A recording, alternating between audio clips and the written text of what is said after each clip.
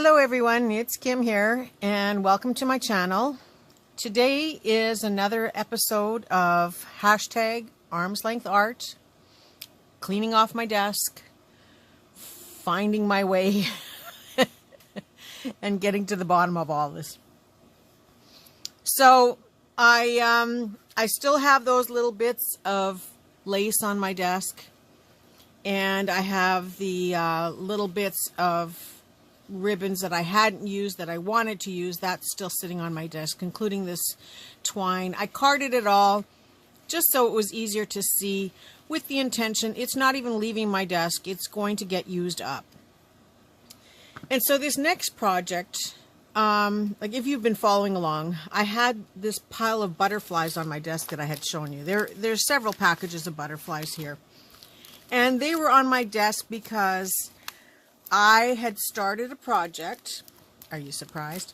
I had started a project when I was making those fall tags with napkins. And, you know, again, I decided I was Superwoman crafter, and I decided, okay, well, if I'm making using fall napkins, why don't I use a bunch of other napkins and make more tags? So I cut up napkins, and I cut up paper, book pages, and then it went in the pile. I did finish a couple of samples. They're not quite finished, but they're sort of finished. But there's enough here to make, I think like 40 tags.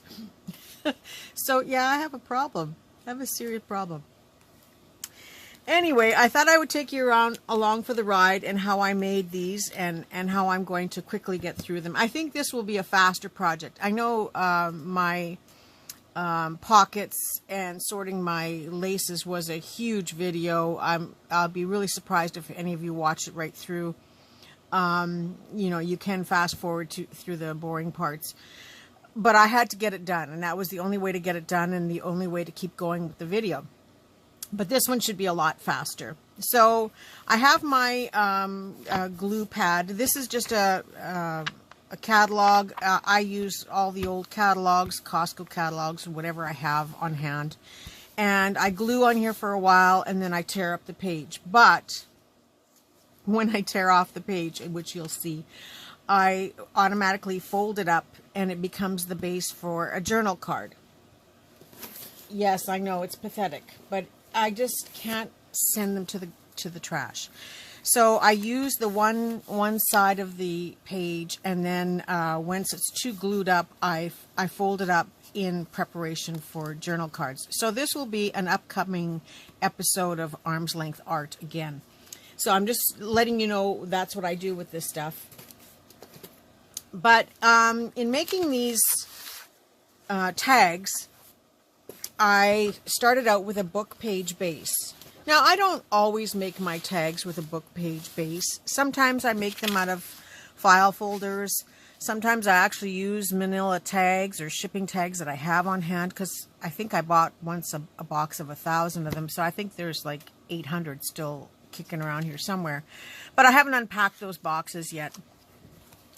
So in the meantime, I'm using book pages, and there was no rhyme or reason. This was just a book I had bought. I think I showed it on one of my thrifty videos not too long ago.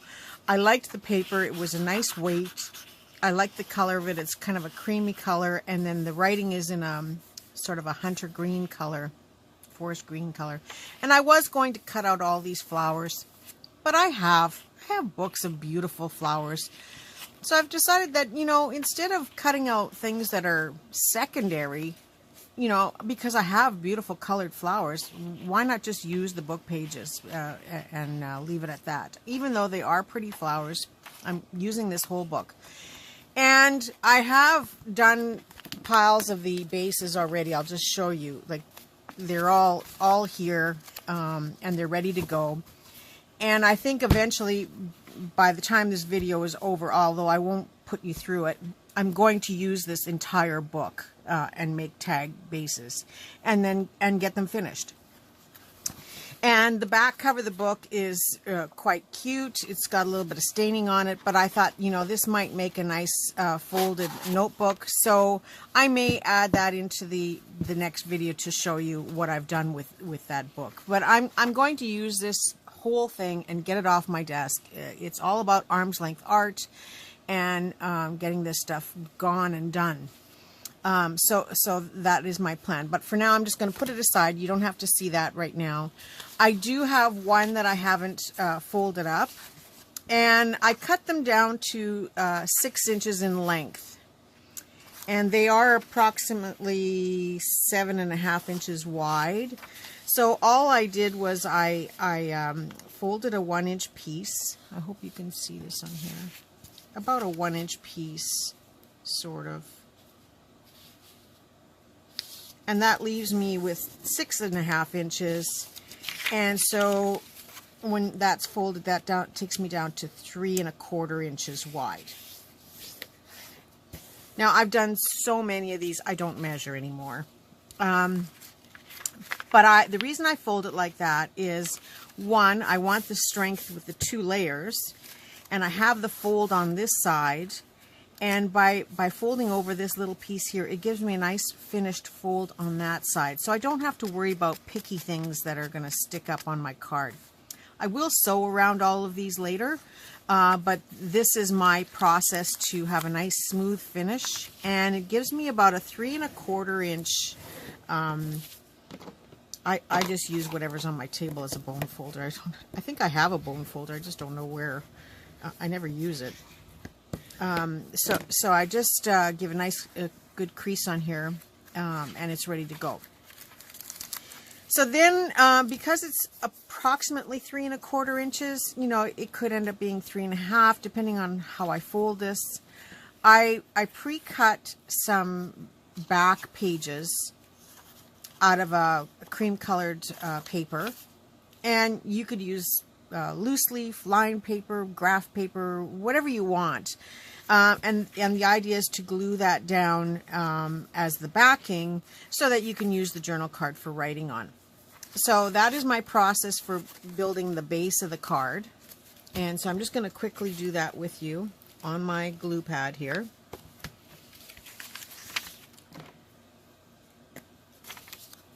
And then you'll know that all my other bases are done. So once I've got it folded to the size I want, I just open it up using a glue stick.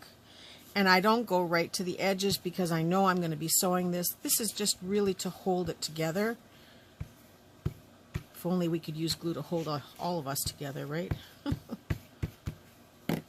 And then I fold it in and use my other handy glue cap tool. And then fold that little flap over. So now the card is ready to put the back on. Again, I don't worry about what's on here because I'm going to be covering it with a napkin, and it is a flower book, so I'm pretty sure other than the words spider and eggs, that's about all. I think that's questionable as to the content on the book that I've found so far. And so again, I just glue the back of the journal or the tag card. I do the same process too for journal cards on occasion. But I don't really stick to any real method of doing this. It's whatever I have on hand, and in this case it's whatever's at arm's length. So all of this has been on the table for a while, and that is now the back of my card. So it's ready to go. Let me get this out of the way for a second. So then I have a variety of napkins that I've already cut up, and most of them I've cut into like a napkin is in 4 pieces, these dinner napkins or whatever they are. So each section is about 6 by 6, sort of. There's some are just slightly bigger, slightly smaller. So I figured I can get 2 pieces out of each napkin for making my tags. So that means 1 napkin is equivalent to 8 tags. And because I'm determined that it's going to all be gone, yes, if I'm going to start with a napkin, I'm going to use the whole thing. This is such a pretty napkin. Somebody gifted these to me. I think I got 2 of them. And I'm just taking the backs off of this. I don't know if this one has a second. Oh yeah, it does have a second back. Okay. So I'm just going to quickly take the back off of this.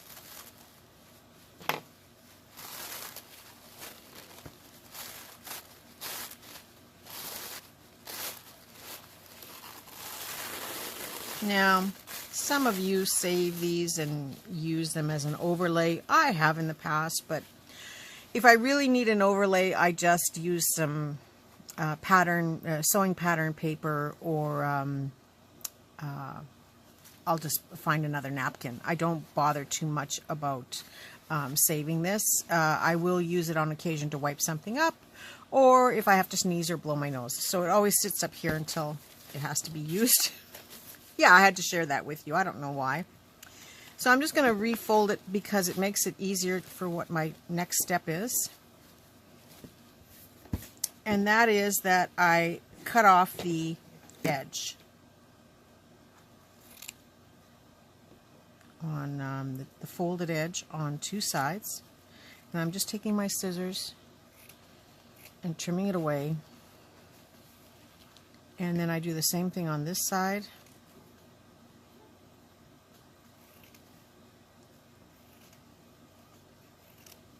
And that gets rid of the 4 folds.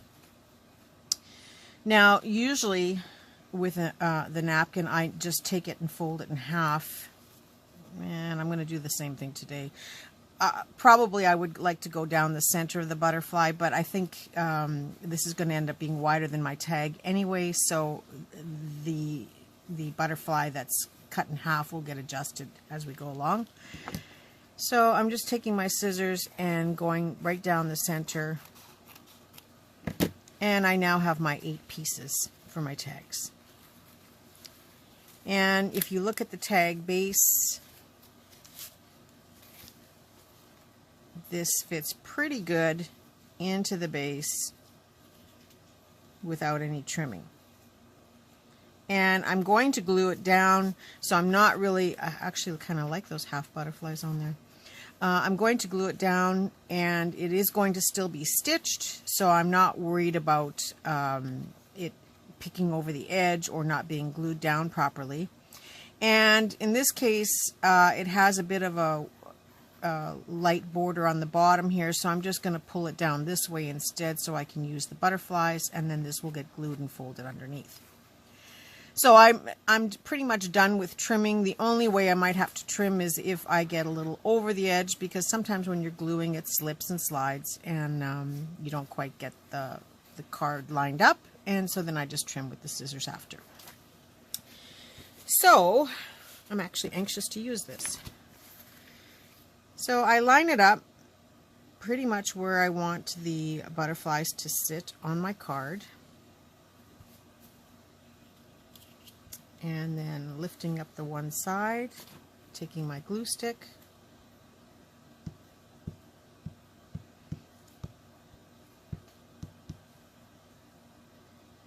I put glue on it and then smush it into place, if that's such a word. And then I turn it around, lift it up, and do the same thing on this side going down, but now I know it's in place, so whatever happens now, it really doesn't matter. So if I've put it on crooked to begin, it's going to be crooked all the way down, but that's what the scissors are for. And again, not worrying too much about whether I've got glue on the entire thing, because I am going to stitch it. So I just gently pull and slip it into place. And smooth it out. I could use a card to smooth it, but sometimes you have to worry about tearing the napkin itself. And the glue that's underneath is showing through as purple right now, but it will dry clear.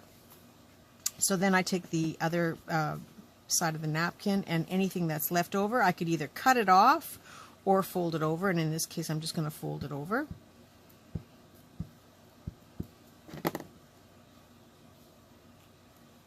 and gently push it into place. So this is the base now that I've used for my napkin, and I'm going to go ahead and stop the video, and I'm going to do all of these because I want to torture myself and at least be committed enough to get it done before I go any further in this process. So I will leave you for now. You see how I've done this. Maybe you want to see one more. Let's do one more. So I have this napkin here.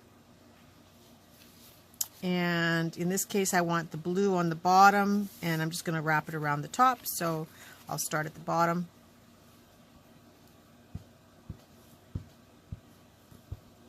Putting my glue on.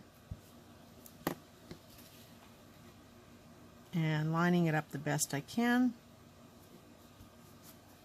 Pressing it into place. And turn it around.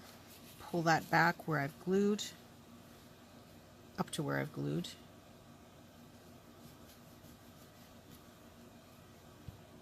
And continue the process. This is where I really am glad that the glue starts out as purple so that you can at least see what I'm doing, how I'm gluing. And then gently pulling. And then pressing into place.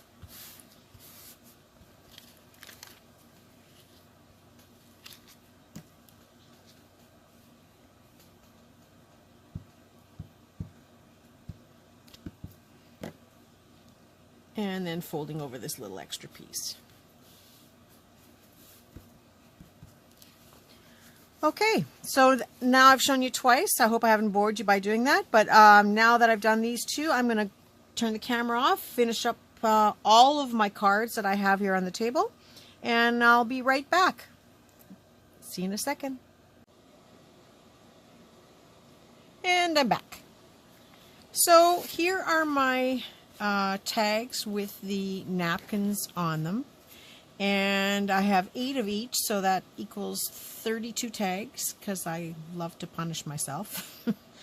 And my next step on this, right now they're a little bit curly, but once they're stitched they'll flatten out, and once I start working on them a little bit more they'll flatten out.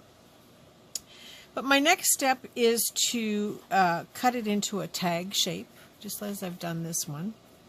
And usually I don't measure, I just take my scissors and I cut. And I will just line up my scissors and do the other side, but for those of you that would prefer to make sure that they're exact, you can take the corner from the other one, turn it upside down, place it on your tag, and cut it so that it's exactly the same. The other option is to make yourself a little template board where you cut a tag once, and if you were pretending that this was a template, then I would line it up with another tag and cut the corner that way. So however way you do it, some people have a little tag corner cutter. However way you do it is entirely up to you, but that is how I get my tag shape, is just by cutting the corners. And then I have my ink pad here. Now I've used 4 different kinds of napkins, and some of them, one of them doesn't have butterflies on it at all. Some of them have, like this is so pretty, I really don't want to do much more to it. This one, there's a lot of blank space in there. I still think I could add another butterfly to make it a little bit more interesting. And same with the plain blue with the cream. And then this one, I've got the pink butterflies. I'm going to see how they look on here. But the next step after cutting my corners would be to ink the edges. So I just juicied up my ink pad. So it may have a lot of ink on here. I haven't quite checked it yet. Yeah, it's quite juicy. So these might end up being a little bit darker than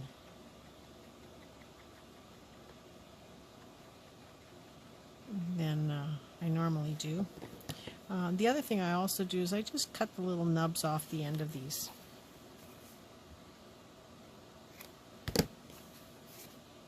Just so that they're not super pointy. Okay, so some of these will be a little bit darker because I just inked up my pad and the color is very dark. So that's one of the steps that I would do.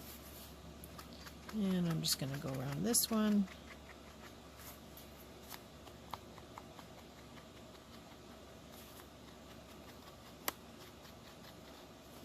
Again, I had cut the corners on this one, so this one is fine.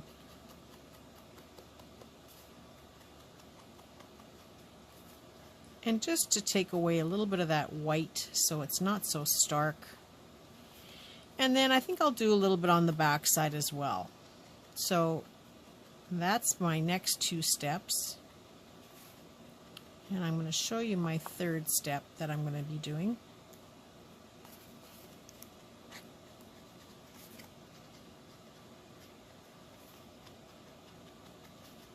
A little moment of silence here.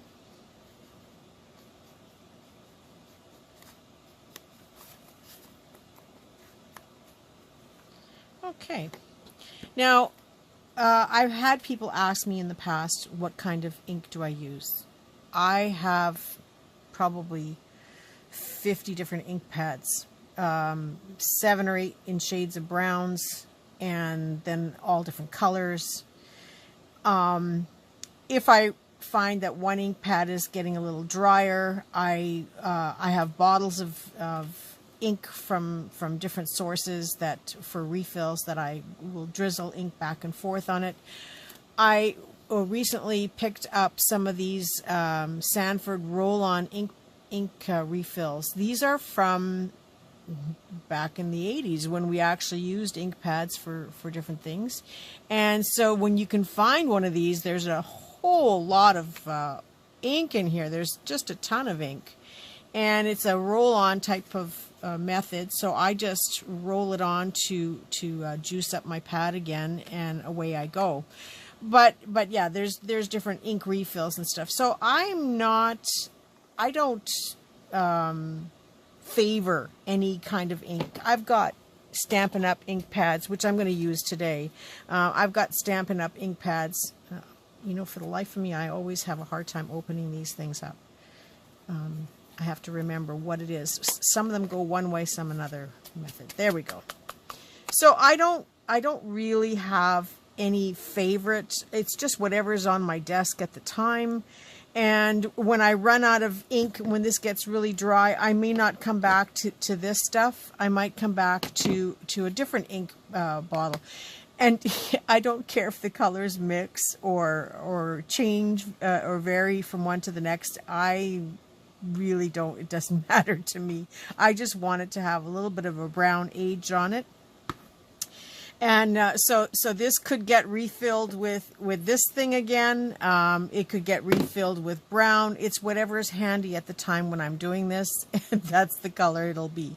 So don't go by the color that's on the outside of the package, because it could change to something else very quickly. The other thing that I look for when I have ink pads is I look for a raised sponge.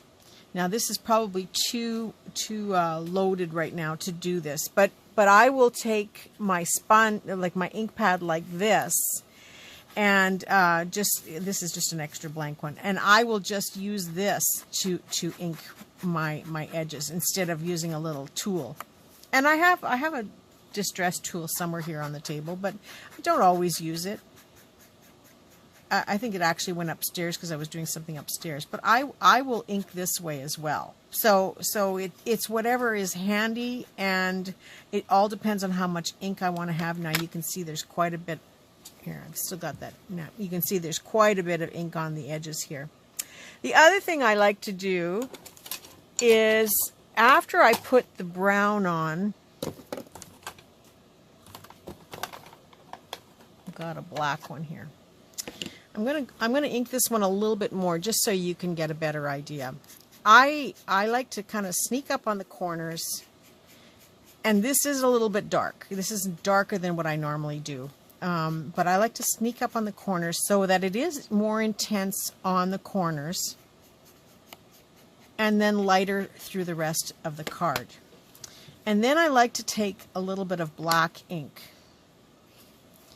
Now this is also a raised sponge. I don't know if you can see that.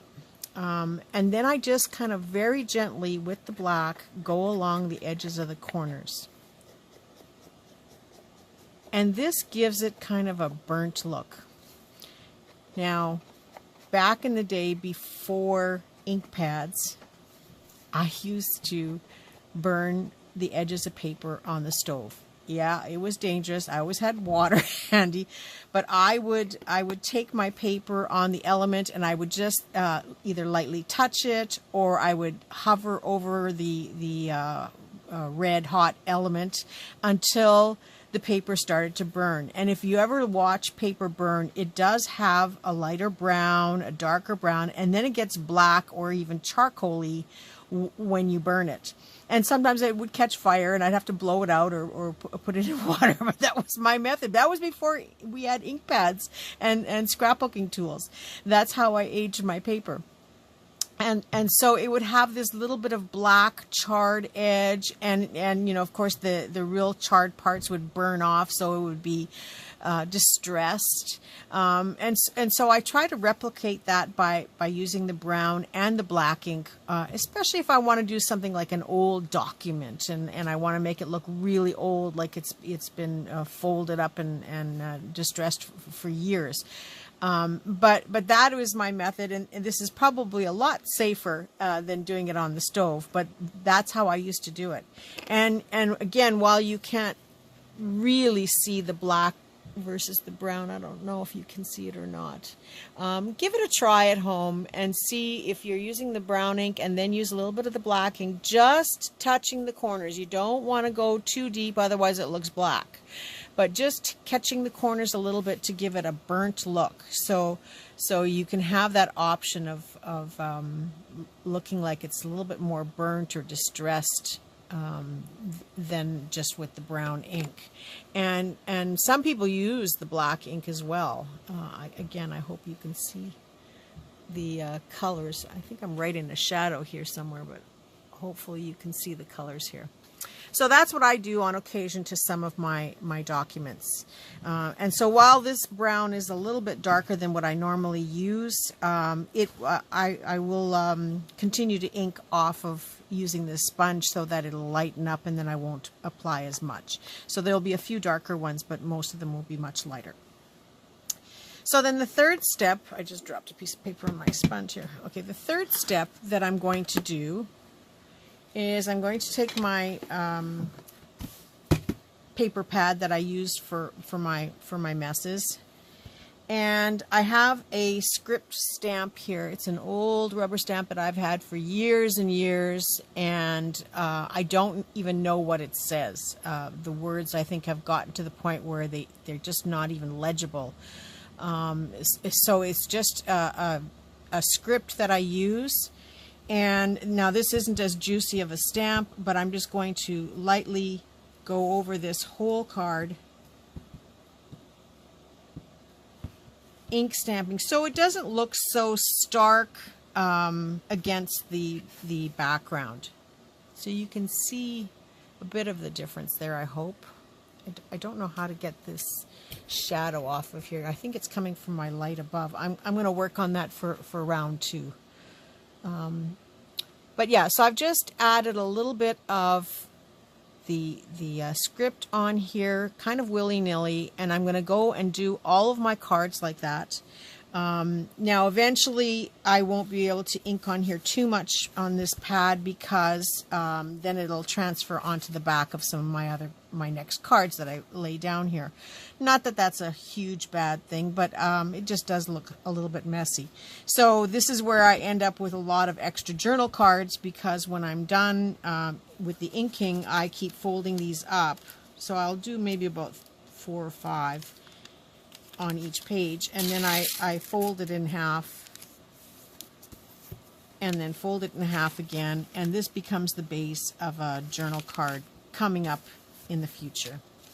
Now, if you don't have a pad like this, stop by the thrift shop. Usually they have magazines in piles, National Geographics, all kinds of catalogs that you can pick up, you know, 5 for $1, 10 for $1. Or if you go to garage sales, some people have magazines that they've had for 10 years and they finally put them in the garage sale. And you can get a whole box of them for a couple of dollars. Ask your friends, phone a friend.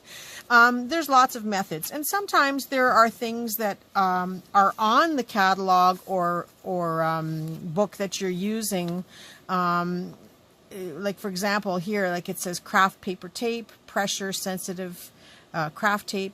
Well, I can cut out the word pressure, I can cut out the word sensitive. I don't anymore because I have a lot of these words and I've used a lot of these books.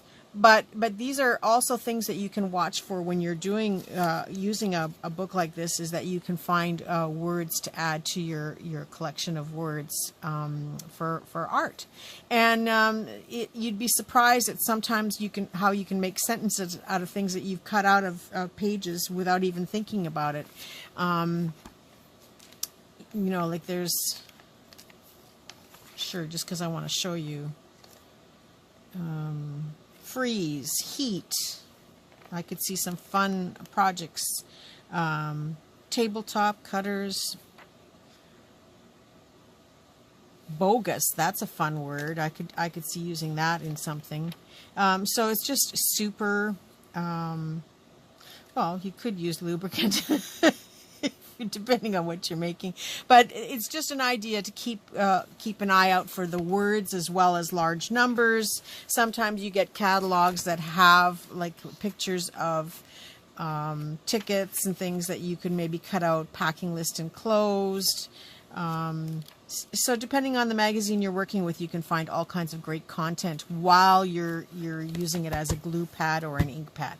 So that's it for now. I'm going to walk away and do this, and I'll get the next 3 steps done for all of my cards, and I will show you where I'm at from there. Okay, see you in a few minutes.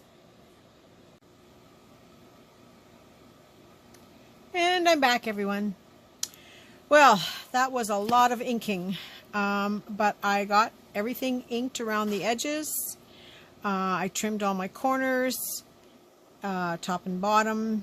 I did the ink stamping on the backgrounds, and they look pretty good so far.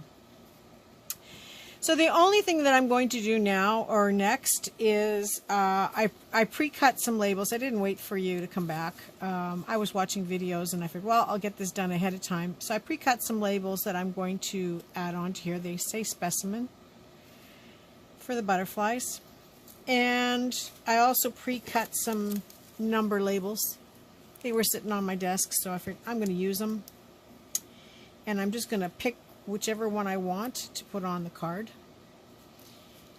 And then I'm going to, like in the case of this pink one, I think I'm going to add a colored pink butterfly or 2, depending on how they work out, where I put the label, just to give it a little bit more pop. In the case of this one, by the time I put a specimen label and a number up at the top, don't have really much room for a butterfly, but I might put a small one in between somewhere. I don't know if you can see that okay. In the case of this blue one, again, specimen label down here somewhere. I think I'll use a larger butterfly. Now all of these butterflies still have this white bits inside here that didn't quite get cut out in the die cut. So I will go back and trim those. And I've mentioned that before, that I go back and I trim these butterflies and clean up the edges. And somebody had said, well, why don't you just ink them? And normally that's exactly what I would do. Normally when I'm cutting out butterflies and I have any little bits of white edge, I just ink around it and that takes care of it. But these are more like a cardstock, and so they're thicker, and then they have a sheen over top of them. So a lot of times the ink won't even stay on here. It'll just rub right off. So I just as soon cut them out and clean them up a little bit better before I use them on my projects. But again, you know, I'm going to probably put one in this creamy color with the gold on this blue and cream colored napkin. And I might use two as well. I'm not sure which ones. I sorted through all of the butterflies from the packages, and these are all the larger or medium size large that are too big for these projects. I could have a butterfly sticking out on top or the bottom, but I really want to keep these contained as much as possible. And so these larger butterflies I will file in their rightful spot and save them for another project. So those will get put away by the time I'm done this project. So now in the case of this one, it has a nice large navy blue butterfly right in the center. Again, I'll use a specimen label somewhere on here, probably a number somewhere, and then might look for either a green or a blue, a green or yellow or something butterfly to go with it. Something smaller. I have many packages of these butterflies. See, now that kind of gets lost on there. Maybe these speckled ones. So it's just to fill in a little bit more for my tag, and just to have the butterflies pop out on the page a little bit more. So the next thing, and I'm going to do all that off camera because it's just gluing and placing. It's not a big deal. I don't think you need to watch me actually do that. I do use acetate glue, like a clear liquid glue. Again, no particular brand. This is, I think, called Craft Metally. You can pick it up at, I think you can pick it up at your local dollar store in some cases. I think in Canada it's Canadian dollar store carries them. And it works just as well, but your white tacky glue or any glue that you already use will work just fine. The only other thing that I have to do afterwards is hole punch these and do some stitching around them, so I think I'm going to do that off camera as well, just to save us some time, and I will come back and do a show and tell. When I'm doing the little piece of fabric or lace that's going to be going through here, I'm going to go back to these brown laces and cords and this twine and try and use all of that up in order to complete my tags, because it's all about getting this stuff off the desk.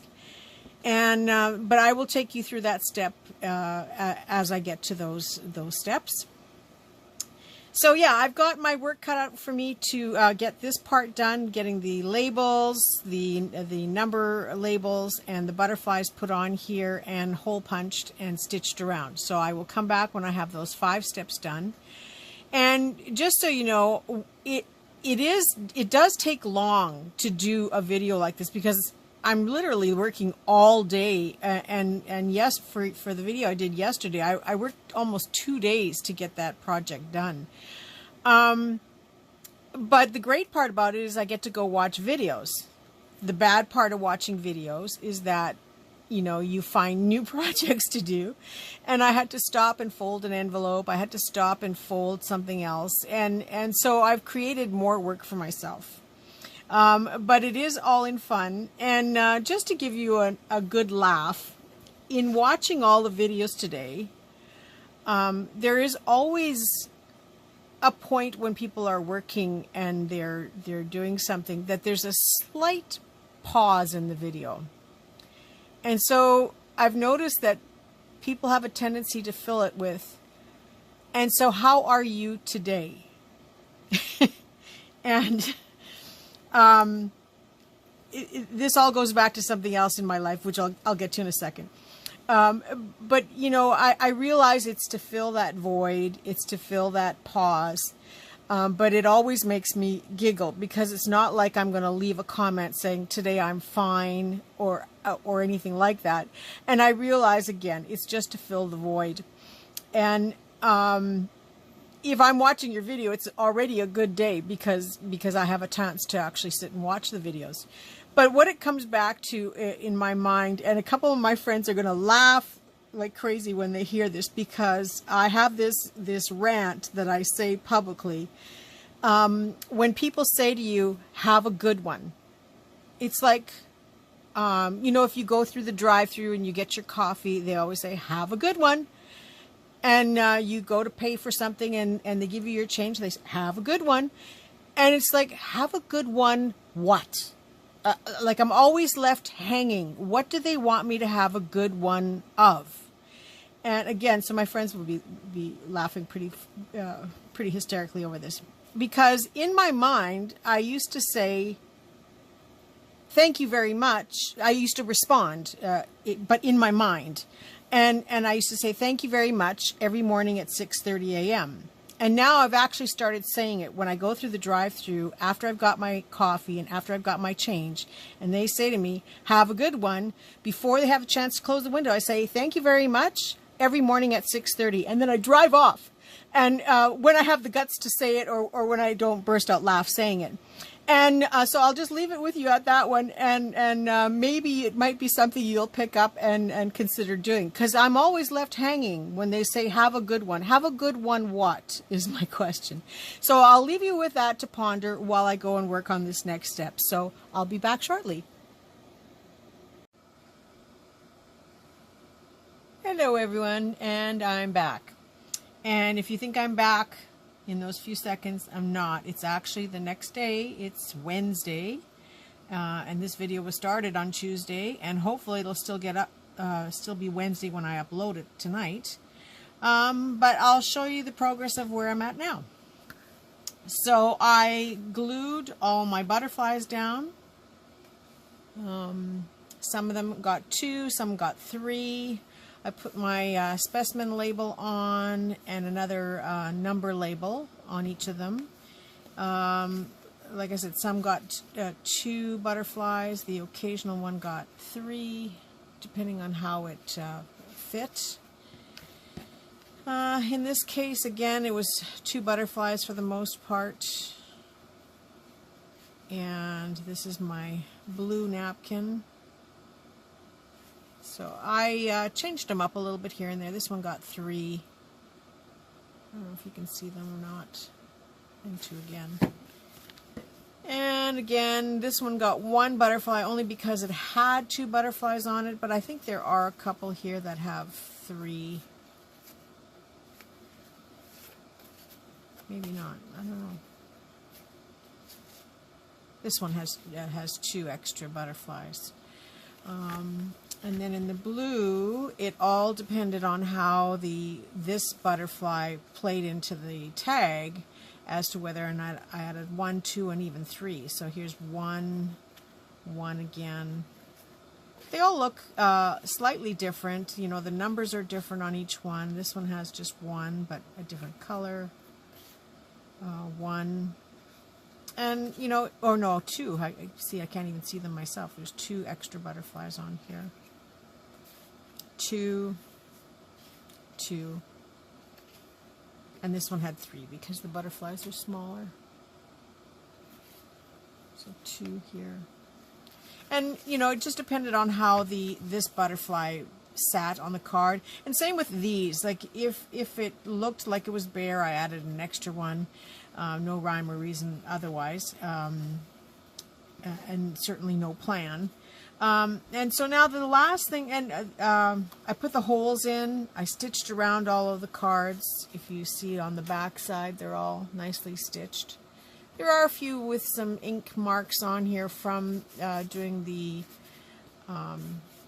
script inking on the card. So I think when I left off, I had done the script inking, inked around the edges, added the butterflies, and sewed them. So the only thing I have left to do on these cards now is to put a hanger on them because the holes are punched through. And I really, again, I plan to go back to this pile of carded ribbons and twines and whatever I have left to try and use some of that up. I think I'm going to focus mostly on the twine because it lends to the you know, distressed look of these cards with the ink staining. And so I'm going to use that first, I think, and go into other brown trims as I feel the need to, or if I run out. And there is a chance that there are a few pieces in my little pile of bits and pieces here that I can add to it as well. So I'm going to do that off camera and come back. I hope you've had a chance to ponder my my little joke there. I hope it wasn't just too disturbing and that you could see the humor in it. And I'll be right back with the finished products. And I'm back again.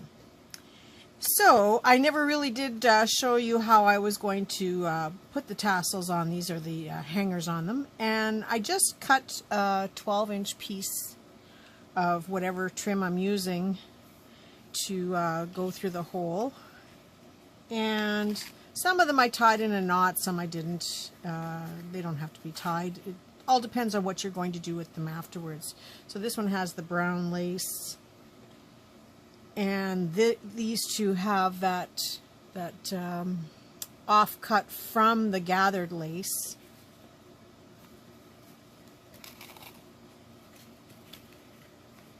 And I just pull it through and go through the loop.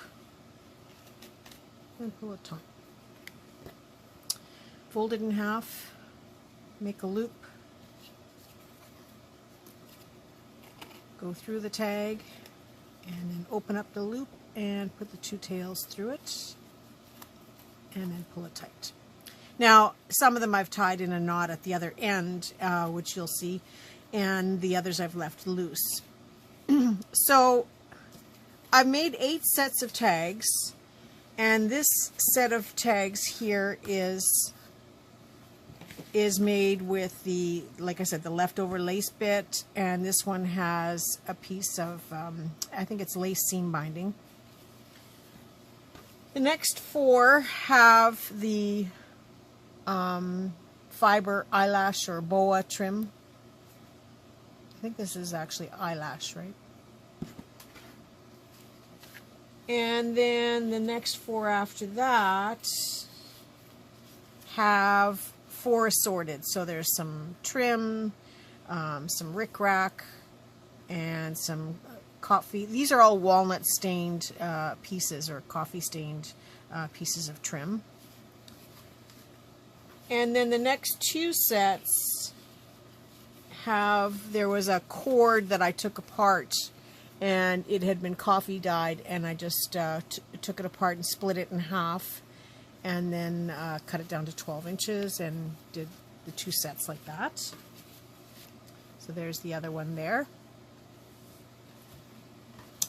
And then I did 3 sets with that twine.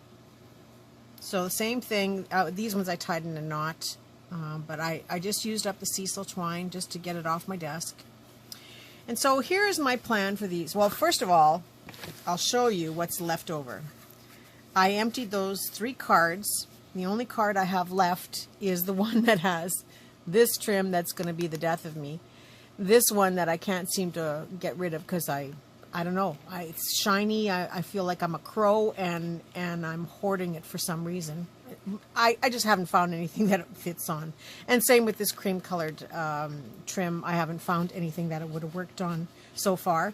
But other than that, now you saw I had carded some and put it away, but this is all of the rest of the trim still on my desk. So that's going to stay on my desk. I'm going to eventually use it up. Nothing in here was long enough for me to really use for my tags. But, you know, it's not to say it won't be used up in something else coming up.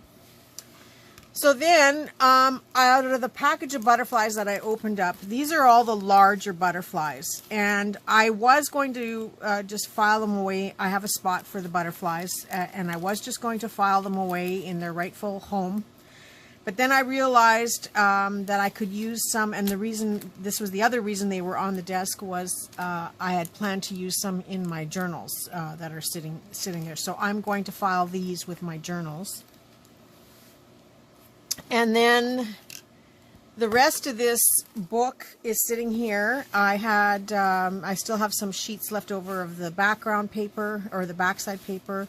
I have a few tags that I had made but I didn't need because I ran out of the napkins that I had on the table.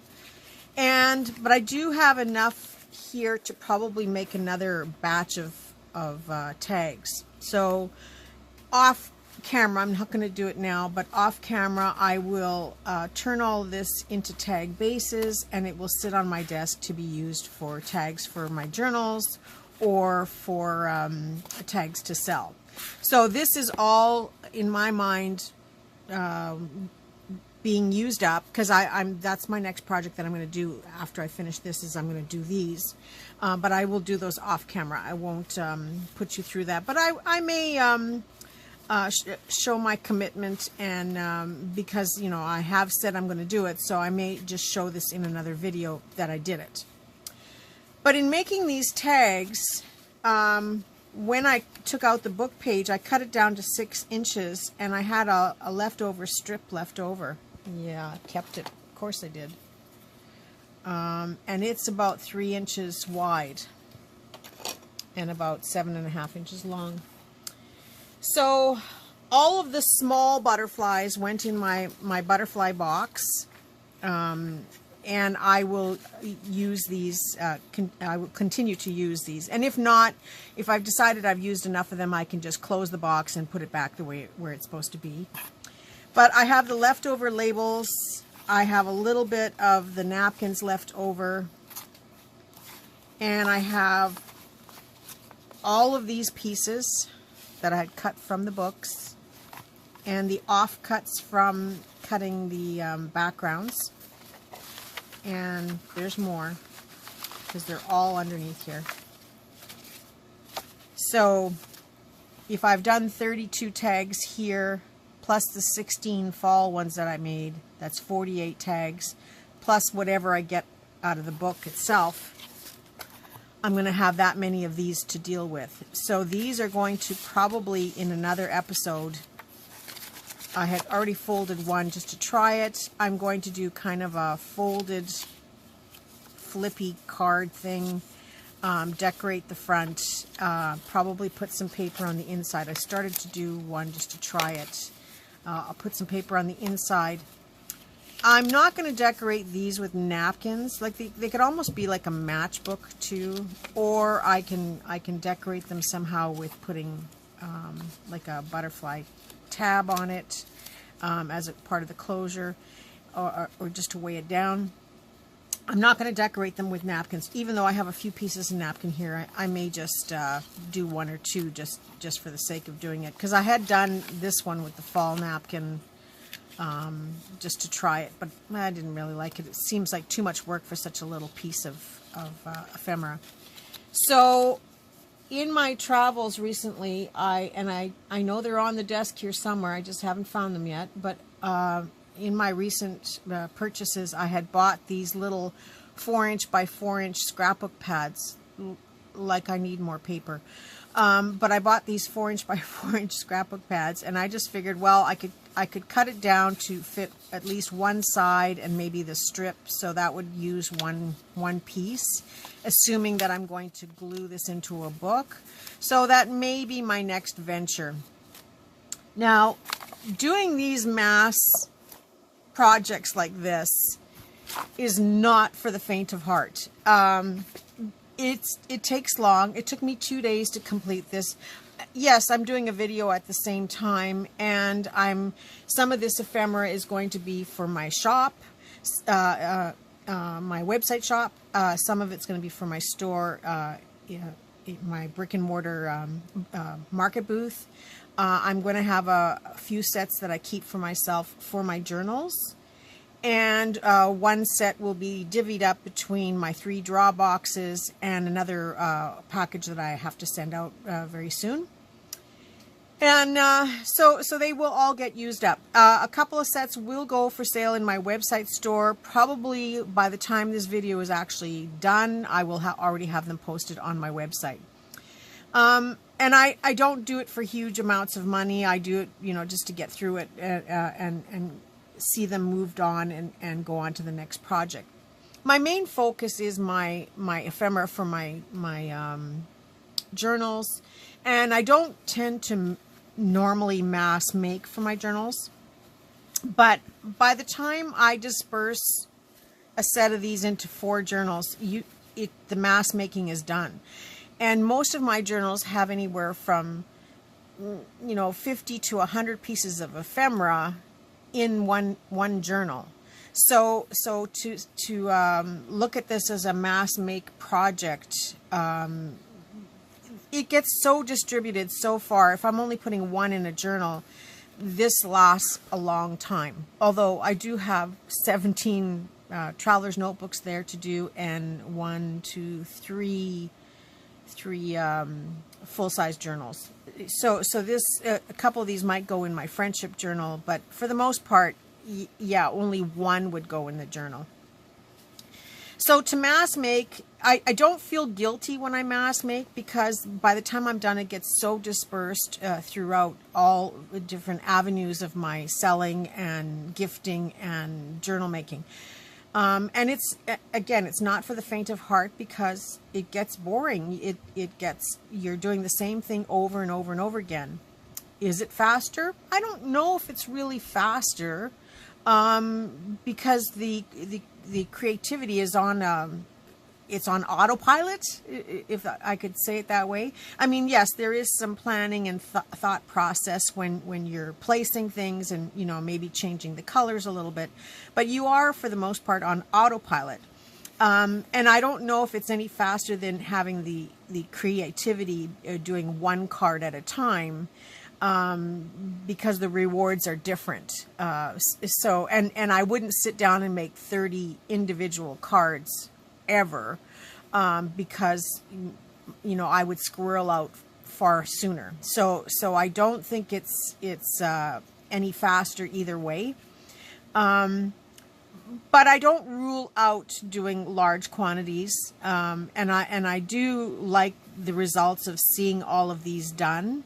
But I also like the results of if I did 36 totally different cards, or 32. I keep saying 36, but it's 32. But yeah, so I like both processes. I think more than anything, I will mass make bases and basic tag cutouts or die cuts, and then I will embellish them and change them up from there on a one-on-one basis. Does that make sense, what I'm saying? So yeah, I'm doing this mass make only because I really want to get my desk cleared off, and I have so many projects to get through here. But we are going to get to the point after, I think I've got 2 or 3 more projects that are mass make. And after that, then we get into more individual stuff to get my desk cleared off, which will be fun too, and certainly I think more interesting. But I hope you enjoyed this. So my challenge for you is to make some tags out of what's on your desk. You don't have to make 32. You don't have to make them all the same. Just clear off stuff on your desk and make as many tags as you can. And again, share the experience and link to me, and I will link back to you and share back and forth, and we can show others how you can take things that are on your desk and clear it. Now, if you are, again, one of those people who puts everything away right after you've finished your project, or you don't have a mess on your desk because you're very neat, what about going into your stash and taking one piece of scrapbook paper that you've had for 2 years, 3 years, 5 years, and saying, okay, I'm going to make tags with this piece of scrapbook paper until the paper is gone, and I'm going to do something with the leftover bits right away, so that you can say, I took this piece of paper and it's gone, it's done. So that is my challenge to you, is to make tags with either what's on your desk, or by using something that you have in your stash that you've had way too long, whether you're hoarding it or you just haven't found a use for it yet. Let's see that creativity flowing and put it to good use, and get some, and jumpstart and get some tags made for your next journal. So that's it. That's all for today. I hope you enjoyed this video, and I hope you will continue to watching, and I love your comments, and please like the video. And I'm working in my market booth tomorrow, which is Thursday. I'm hoping this will be up tonight. If not tonight, it'll be up on Thursday morning. And Friday, my hubby has invited me on a date. We're getting out of the house and going and doing something. So I'm going to be back on Saturday. Saturday is going to be my Junk Journal 1,500 subscriber draw giveaway. So you don't want to miss that. I don't know what time on Saturday, but it'll be as soon as I can organize myself and get going, and I will do the draw. And then hopefully I'll get right back into my next project, which is going to be using up the offcuts from doing these tags, as well as finish making the tag bases from the rest of the book. So the book will end up being complete.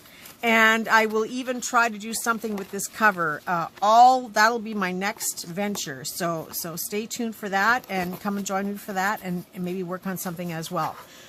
That's it. That's all. I wish you all a very creative day and a creative week, and I look forward to seeing all of you soon. Bye for now.